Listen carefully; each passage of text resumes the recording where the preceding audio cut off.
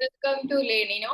ഇന്ന് നമ്മള് RRB IBPS quantitative section ആണ് നോക്കുന്നത്. നമുക്ക് ഫസ്റ്റ് ക്വസ്റ്റ്യനിലേക്ക് പോവാം. The population of a town increases by 10% every year. If the present population is 20,000, in the next year it will be. എന്നാണ് ചോദിച്ചിരിക്കുന്നത്. അപ്പം ഓരോ വർഷവും എത്ര വെച്ചിട്ടാണ് 10% വെച്ചാൽ കൂടുന്നത്. 10% ഇൻക്രീസ് ചെയ്യാന്ന് പറയുമ്പോൾ എത്രയായി? 110% ആയി. അപ്പൊ അത് 110 എത്രയാണെന്ന് കണ്ടുപിടിച്ചാൽ പോരെ 20,000 എത്ര കിട്ടും? 22,000 ആണ് ആൻസർ ആയിട്ട് എത്തുന്നത്. അപ്പൊ 100 നമ്മള് എത്ര എന്ന് പറയുന്നത്? 20,000. അപ്പൊ 110 10% ഇൻക്രീസ് ചെയ്യുവാണെങ്കിൽ 110 വരും. അപ്പൊ 110% ഓഫ് 20,000 എത്രയാണെന്ന് കണ്ടു കഴിഞ്ഞാല് population of town next year എത്ര ആണെന്ന് നമുക്ക് കിട്ടും. അടുത്തത്, if the population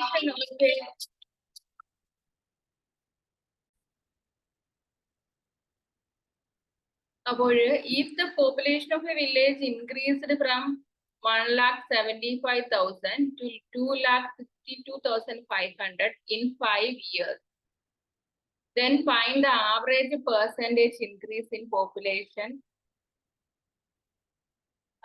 per year എന്നാണ് ചോദിച്ചിരിക്കുന്നത്. അപ്പൊ നമുക്ക് പോപ്പുലേഷൻ ഓഫ് വില്ലേജ് എത്ര തന്നേക്കുന്നത്? 1,75,000 ആണ് തന്നേക്കുന്നത്. അത് എത്രയും മാറി 2,62,500 ആക്കി മാറ്റി. അപ്പം 5 ഇയർ കൊണ്ടല്ലേ ഈ വ്യത്യാസം ഉണ്ടായത്. അപ്പൊ 5 ഇയർ കൊണ്ടുണ്ടായ വ്യത്യാസം എത്രയാണെന്ന് നോക്കാം.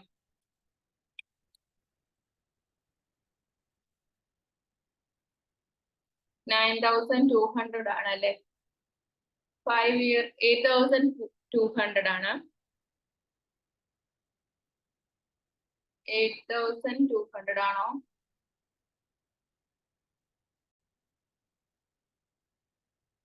നമുക്കിവിടെ 1,75,000 2 lakh എത്രയായിട്ടാണ് മാറിയിരിക്കുന്നത്? 62,500 ആകെയാണ് മാറിയിട്ടുള്ളത്. അപ്പൊ 2,62,500 മൈനസ് 1,75,000 എന്ന് പറയുന്നത് മൈനസ് ചെയ്യുമ്പോഴത്തേക്ക് 87,500 എന്ന് കിട്ടും. അപ്പൊ ഇത് ഒരു വർഷത്തെ ഇൻക്രീസ് കണ്ടുപിടിക്കാൻ എന്ത് ചെയ്താൽ മതി? ഡിവൈഡ് ബൈ 5 ചെയ്താൽ മതി. ഇപ്പൊ 17,500 എന്നാണ് കിട്ടുന്നത് വെട്ടിക്കളയുമ്പോഴത്തേക്ക്. അപ്പൊ പെർസെന്റേജ് ഇൻക്രീസിന് എങ്ങനെ കണ്ടുപിടിക്കാൻ പറ്റും? പെർസെന്റേജ് ഇൻക്രീസ് കണ്ടുപിടിക്കാൻ വേണ്ടി നമുക്ക് എങ്ങനെ കണ്ടുപിടിക്കാം? ടോട്ടൽ എത്ര ആയിരുന്നു?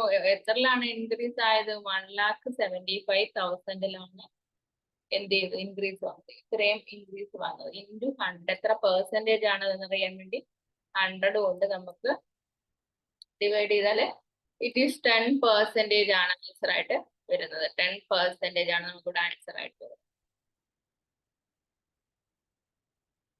അടുത്ത ഒരു ക്വസ്റ്റ്യൻ എന്ന് പറയുന്നത് റേഷ്യോയിൽ നിന്ന് വരുന്ന ഒരു ക്വസ്റ്റ്യൻ ആണ്. അപ്പൊ ഇവിടെ ക്വസ്റ്റ്യൻ എന്ന് പറയുന്നത് 8:4:3.2:x. അടുത്തത് 3:6:6:y ഇങ്ങനെയാണ് കിടക്കുന്നത്. X/Y റേഷ്യോ ആണ് കണ്ടുപിടിക്കാൻ കഴിയുന്നത്. അപ്പൊ X/Y റേഷ്യോ കണ്ടുപിടിക്കണം. അപ്പൊ നമുക്ക് X/Y റേഷ്യോ കണ്ടുപിടിക്കാൻ വേണ്ടിയിട്ട് നമുക്കിവിടെ എഴുതാം. എങ്ങനെ എഴുതാം?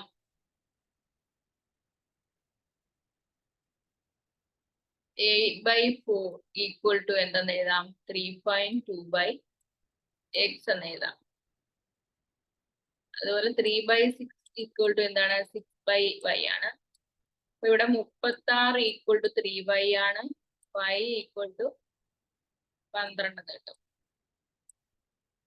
ഇവിടെ 8x equal to 3.22 into 4. x equal to 3.24 to 4/8 ആണ്. അപ്പൊ ഇവിടെ 4 1.6 എന്നും കിട്ടും. അപ്പൊ XY റേഷ്യോ അല്ലേ ചെയ്യുന്നത്. അപ്പൊ 1.6 ഡിവൈഡ് ബൈ 12 കിട്ടും. അപ്പൊ നമുക്ക് 16/120 കിട്ടും. ഇത് വെട്ടിക്കളയുമ്പോൾ 8 വെച്ച് വെട്ടാൻ 2 8 16 2/15 എന്ന് കിട്ടും. അപ്പൊ നമുക്ക് x/y റേഷ്യോ എന്താണ്? 2:15 ആണ് കിട്ടും. എന്താണ്? 2:15 എന്നാണ് ഇവിടെ ആൻസർ ആയിട്ട് കിട്ടുന്നത്. 2:15 എന്നാണ് ആൻസർ ആയിട്ട് കിട്ടുന്നത്. ഓപ്ഷൻ ബി ആണ്, 2:15 ആണ് ആൻസർ ആയിട്ട് കിട്ടുന്നത്. അപ്പൊ മനസ്സിലായി കാണുന്ന വരുന്നു. 8 ക്വസ്റ്റ്യൻ തന്നിരിക്കുന്നത് 8:4 എന്ന് പറയുന്നത് പ്രൊപ്പോർഷൻ 3.2:x ആണ്. അപ്പൊ നമുക്ക് ഇതിനെ എങ്ങനെ എഴുതാൻ പറ്റും? 8/4 ഇത് 8/4 by 3/2. 8/4 equal to A/B C/D ആണെങ്കിൽ A/B ഈക്വൽ ടു C/D എന്ന് എഴുതാലോ. അതാണ് നമ്മളിപ്പോൾ എഴുതിയിരിക്കുന്നത്. അത് എഴുതിയിട്ട് നമ്മൾ ഇവിടുന്ന് എക്സിന്റെ വാല്യൂ കണ്ടുപിടിച്ചിട്ട് വൈയുടെയും വാല്യൂ ഇതേപോലെ തന്നെ എഴുതി കണ്ടുപിടിച്ചു. x/y എഴുതി. അടുത്ത ക്വസ്റ്റ്യൻ എന്ന് പറയുന്നത് find the ratio between the third proportion of 20 and 50 and the median proportion of 9 and 60 എന്നാണ് പറഞ്ഞിരിക്കുന്നത്. അപ്പൊ find the ratio between എന്താണ്? the third proportion of 20 and 50. third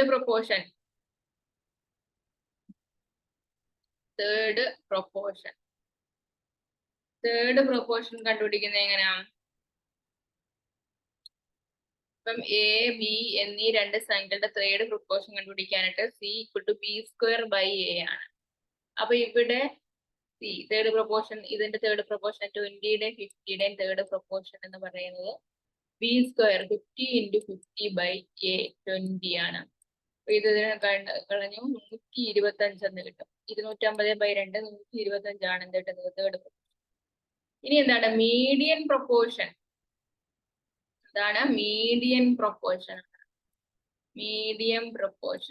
median proportion of എന്താണ്? 9 and 16 ആണ്. ഇവിടെ മീഡിയൻ പ്രൊപ്പോർഷൻ എന്ന് പറയുന്നത് B = എന്താണ്? √AC ആണ്. B = √AC ആണ് മീഡിയം പ്രൊപ്പോർഷൻ. അപ്പൊ തന്നേക്കുന്ന നമ്പറുകൾ എത്രയാണ്? 9 × 16ന്റെ റൂട്ട് എത്രയാണ്? 16 × 9 54, 144 റൂട്ട് എന്ന് പറയുന്നത് 12. റേഷ്യോ ബിറ്റ്വീൻ എന്താണ്? Third proportion of 20 and 50. അപ്പം 20യുടെയും 50യുടെയും third proportion 125 divide by medium proportion of 9 and 16 എന്ന് പറയുന്നത് എത്രയാണ്? 12 ആണ്.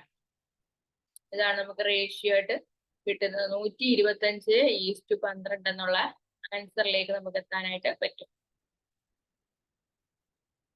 അടുത്ത ഒരു ക്വസ്റ്റ്യൻ എന്ന് പറയുന്നത് എന്താണ്? 49:x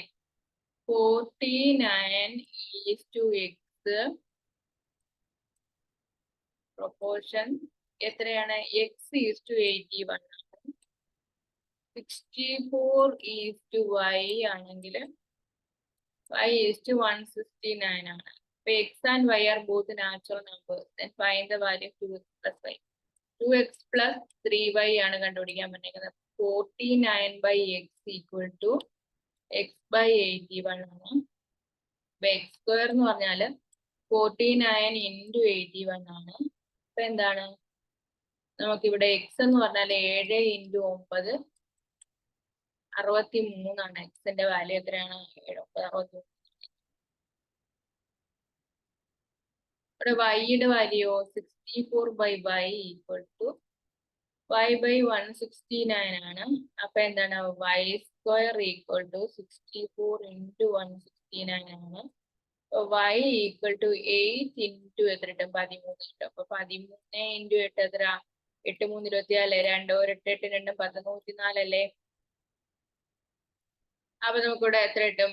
63/104 എന്ന് ആൻസർ കിട്ടും. 63/104 എന്നല്ലേ നമുക്ക് x/y എന്ന് പറയുന്നത്. നമുക്ക് x/y ആണോ അവിടെ ചോദിച്ചിരിക്കുന്നത്? 2 × x 63 plus 3 × y 104. 2x plus 3y ആണ് ചോദിച്ചിരിക്കുന്നത്. അപ്പൊ 63 ഇൻറ്റു 2 3 2 6 6 2 12 26 പ്ലസ് 104 ഇൻറ്റു 3 12 112 312. അപ്പൊ 438 ആണ് ആൻസർ ആയിട്ട് വരുന്നത്. ഓപ്ഷൻ ബി 438 ആണ് ഇവിടെ എന്താണ് ആൻസർ ആയിട്ട് വരുന്നത്. 438 ആണ്. അടുത്തത് A number is divided in the ratio 3/2. ഒരു നമ്പറിനെ 3/2 റേഷ്യോ ഡിവൈഡ് ചെയ്യും. 8 is added to each of the numbers. അപ്പൊ 3x plus 8 divided by 2x plus ratio എന്തായി മാറി 7/5 ആയി മാറി. ഏതാണ് ഇതിനകത്ത് ലാർജർ എന്നാണ് ചോദിച്ചിരിക്കുന്നത്. നമുക്ക് എക്സിന്റെ വാല്യൂ അറിയാമോ? ഇല്ല, അറിയത്തില്ല. നമുക്ക് കണ്ടുപിടിക്കാൻ പറ്റുമോ നോക്കാം.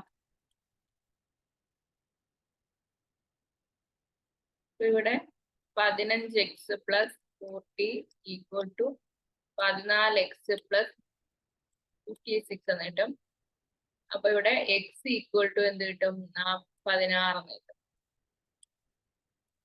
x ഈക്വൽ ടു ഇവിടെ 16 എന്ന് കിട്ടും. നമ്മളോട് ചോദിച്ചിരിക്കുന്നത് എന്താണ്? ഏതാണ് ഇതിനകത്ത് വലുത്? അപ്പം 16 × 3 48 അല്ലേ വലുത്? ഓപ്ഷൻ ബി 48 ആണ്. എക്സിന്റെ വാല്യൂ 16 നേടി. ഇത് നമ്മൾ ഈ 3:2 എന്നുള്ളതാണല്ലോ രണ്ട് നമ്പേഴ്സ്. പിന്നെ ഫസ്റ്റ് നമ്പർ ആണ്, second first number 3x. 3x first number. അപ്പൊ എക്സിന്റെ value 3 into first number multiply ചെയ്ത് കഴിഞ്ഞാൽ എന്ത് കിട്ടും? 48 എന്നാണ് ആൻസർ കിട്ടുന്നത്. അടുത്തത് the ratio of red balls and green balls in a bag is 4:9. അപ്പൊ എന്താണ്? red ball 4:9, green ball.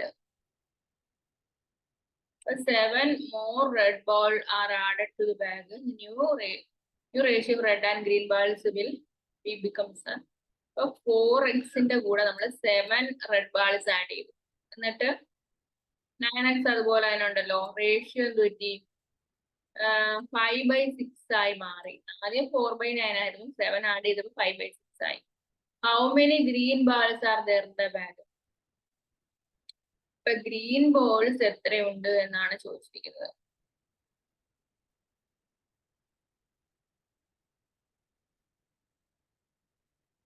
Green balls എത്രയാണെന്ന് ചോദിച്ചിരിക്കുന്നത്. അപ്പൊ നമുക്ക് നോക്കാം. 4x plus 7 into 6 is equal to 9x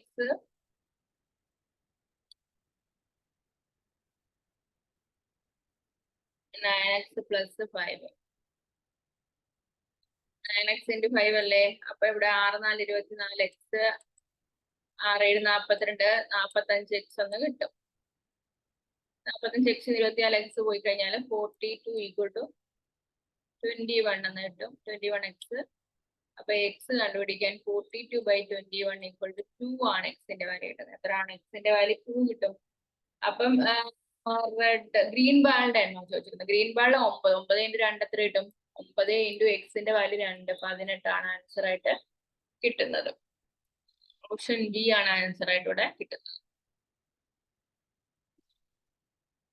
third proportion of 10 and 50. 10 ന്റെ 15 തേർഡ് പ്രൊപ്പോർഷൻ നമുക്ക് എങ്ങനെ കിട്ടുമെന്നാ പറഞ്ഞത്? b²/a അല്ലേ?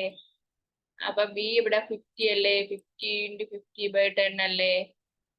എത്ര കിട്ടും? 250 ആൻസർ കിട്ടത്തില്ലേ? തേർഡ് പ്രൊപ്പോർഷൻ എ ബി എന്നീ സംഖ്യകളുടെ തേർഡ് പ്രൊപ്പോർഷൻ സി ആണ്. അപ്പൊ സി കണ്ടുപിടിക്കാൻ b²/a ചെയ്താൽ മതി.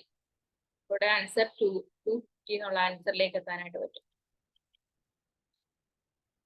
Third proportion of 18 and 72. 18 72 നമുക്ക് അതുപോലെ തന്നെ ചെയ്യാനായിട്ട് പറ്റും. 72 × 4 4 2 8 7 4 28. ഓപ്ഷൻ സി 288 ആണ് ഇവിടെ ആൻസർ ആയിട്ട് കിട്ടുന്നത്. അടുത്ത ക്വസ്റ്റ്യൻ എന്ന് പറയുന്നത് ഇവിടെ 6, 18, 39, x are in proportion, then find the value of x. ന്റെ വാല്യൂ കണ്ടുപിടിക്കാനാണ് ചോദിച്ചേക്കുന്നത്. അപ്പൊ ഇതെല്ലാം പ്രൊപ്പോർഷൻ ആണ്. അപ്പൊ 6/18 equal to 39 by x, then find the value of x. So 6 into x equal to 18 into 39. Then x equal to 18 into 39 by എന്താണ് 6 ആണ്. അപ്പൊ ഇവിടെ 3 കിട്ടും. അപ്പൊ 39 into 3, 39 into 3 ചുറ്റുമ്പത്തിനേക്ക് 117. 117 ആണ് എന്തെന്ന് ആൻസർ ആയിട്ട് കിട്ടുന്നത്. 117 ഓപ്ഷൻ എ ആണ് എന്തെടുക്കുന്നത് ആൻസർ ആയിട്ട് ഇവിടെ ഓപ്ഷൻ എ ആണ് കിട്ടുന്നത്.